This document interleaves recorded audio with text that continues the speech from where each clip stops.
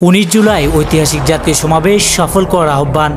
অধ্যাপক মিয়া গোলাম পরোয়ার, বাংলাদেশ জামাত ইসলামী কেন্দ্রীয় secretary general.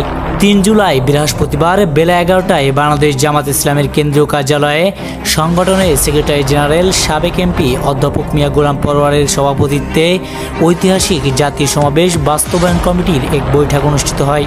উপস্থিত ছিলেন সংগঠনের সহকারী সেক্রেটারি জেনারেল অ্যাডভোকেট এহসানুল মাহবুব জুবায়ের, কেন্দ্রীয় নির্বাহী পরিষদ সদস্য এবং কেন্দ্রীয় প্রচার ও মিডিয়া বিভাগের সেক্রেটারি অ্যাডভোকেট মতিউর রহমান আকন, কেন্দ্রীয় নির্বাহী পরিষদ সদস্য জনাব মোবারক হোসাইন, কেন্দ্রীয় নির্বাহী পরিষদ সদস্য ও ঢাকা মহানগরী দক্ষিণ আমির জনাব নুরুল ইসলাম বুলবুল, ঢাকা মহানগরী দক্ষিণ ও উত্তরের সেক্রেটারি ডক্টর শফিকুল ইসলাম মাসুদ ও ডক্টর রেজাউল করিম প্রমুখ। সপ্তম দফা দাবি আদায়ের লক্ষ্যে আগামী 19 জুলাই শনিবার বেলা 2টায় রাজধানী ঢাকার সোহরাওয়ার্দী উদ্যানে অনুষ্ঠানের ঐতিহাসিক জাতীয় সমাবেশ সফল করে তোলার লক্ষ্যে প্রয়োজনীয় প্রস্তুতি বিভিন্ন দিক নিয়ে আলোচনা করা হয়।